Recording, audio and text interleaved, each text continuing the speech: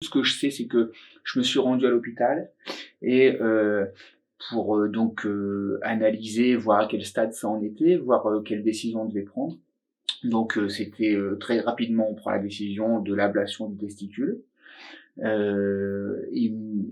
en même temps, ils m'annoncent que c'est un stade 2. Voilà, donc bon, stade 2, ils me disent bon, ablation du testicule, et puis en gros, il nous faut comprendre que c'est terminé. Et ils me donnent un rendez-vous à 10 jours. Et donc là, enfin, je rentre chez moi et je me dis mais je peux pas rester 10 jours avec cette tumeur. Pour moi, c'était inconcevable. Effectivement, eux, je suis allé les rencontrer le lendemain. Donc, et ils m'ont dit, mais le surlendemain, on vous prend et on vous opère. Quoi. On peut pas laisser ça traîner plus longtemps. Donc, j'étais assez rassuré. Et c'est comme ça que, du coup, j'ai intégré, entre guillemets, en tout cas, que l'équipe médicale m'a pris en charge. Et donc, ablation du testicule. Donc, alors c'était assez... après, la suite est assez...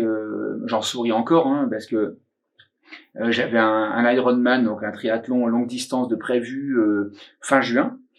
Et en tant que sportif un peu débile, on se dit il n'est pas possible de pas y participer. C'est pas voilà. En gros, moi j'ai toujours été j'ai toujours fait confiance à la médecine.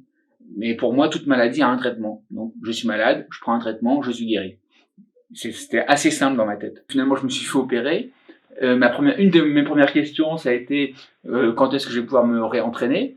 Ils m'ont dit ils m'ont regardé d'un air, mais est-ce que vous vous rendez compte un petit peu de l'opération que ça représente? On réfléchit pas trop quand on est triathlète, donc du coup, au bout de 3 jours, j'étais de nouveau sur le vélo et je me suis rendu 15 jours plus tard à l'Ironman de Nice que j'ai terminé. Et en fin de compte, quelques jours après, on avait prévu de conserver des vacances là-bas près de Nice avec la famille.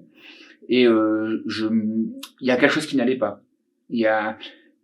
Je ressentais rien de physique, mais je sentais là au niveau de l'abdomen quelque chose qui me dérangeait, mais c'était difficile à décrire.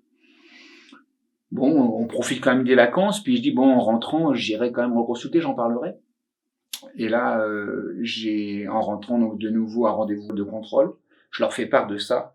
Et là, bon, tout s'est mis en place. Là, c'était un peu le branle-bas de combat. On s'attendait pas à ça, mais ça avait finalement pris une ampleur au niveau de l'ensemble du corps beaucoup plus conséquente que ce qu'on imagine. Donc là, autant vous dire que durant toutes ces phases, c'est vraiment l'ascenseur émotionnel. Donc on m'annonce qu'il va y avoir de la chimio, et là on commence à m'expliquer donc la perte des cheveux, forcément, alors qu'on m'avait dit qu'il y a des chances que ça n'aurait aucun impact. Donc perte des cheveux, sans doute perte de poids, perte d'appétit, et tout ça c'est ce qui s'est produit, hein, de toute façon. Bon, les nausées, ça on nous en parle pas, mais j'en parlerai après. Et puis plus le goût de grand chose en fin de compte, hein, tous ces effets secondaires des chimios aussi, hein, qui sont produits. Et on me dit, et on va démarrer les chimios très rapidement.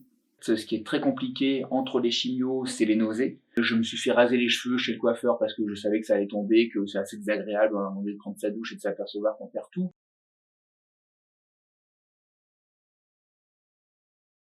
L'annoncer à l'entourage, c'est extrêmement difficile. Je pense que ça a été une des épreuves les plus dures, peut-être plus dure encore que les chimios en elles-mêmes, parce qu'en fait, c'est vrai que les gens ne comprennent pas, mais c'est que on a l'impression de, comment dire, de leur faire mal, et c'est ça qui est douloureux.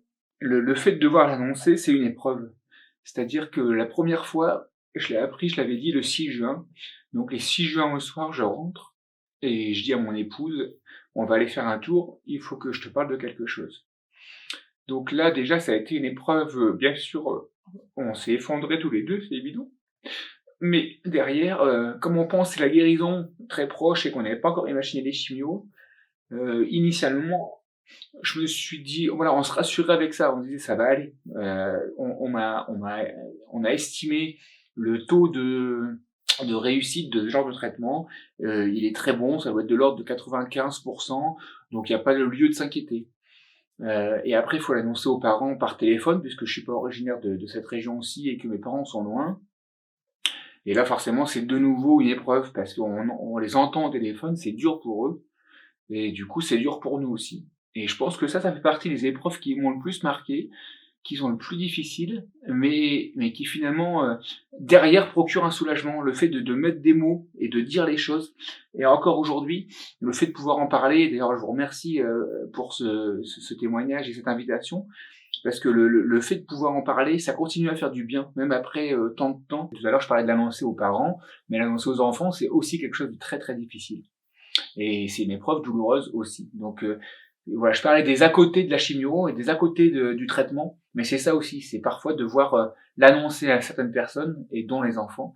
C'est vraiment une épreuve difficile à traverser, et surtout que après, ils ont plein de questions, c'est-à-dire auxquelles il faut essayer de répondre. Alors nous, on a fait le choix avec mon épouse d'y répondre de manière franche et claire. On s'est dit, on va pas commencer à dire papa est parti à l'hôpital parce qu'il est pas très bien, il a besoin de se reposer. Non, non. Je pense qu'on a tenu à employer les mots tout de suite. Papa a un cancer, voilà. Et à un moment donné, le dire, ça pose les choses parce que ils ont beau avoir 3 et 5 ans ou même 6 ans, ils comprennent et c'est des termes qu'ils ont déjà entendus. Et il faut pas sous-estimer leur capacité à comprendre les choses. Ça peut paraître bête de le dire, mais quand on le vit, on hésite. On dit, mais est-ce que je vais vraiment leur dire ça? Et après, alors, nous, on a fait le choix, on a réussi à trouver des livres qui en parlaient, des livres pour enfants. Et c'était vraiment précieux. Je les ai encore d'ailleurs, parce que on leur explique les choses avec leurs mots, et dans ce livre-là, c'est très bien expliqué. Et donc, on fait par effet miroir, on leur explique, ben là, tu vois, c'est papa, et du coup, il va vivre ça, il va vivre ses temps de traitement, il va être de retour à la maison après, donc il y a des temps où tu le verras pas, tu pourras venir le voir à l'hôpital si tu veux.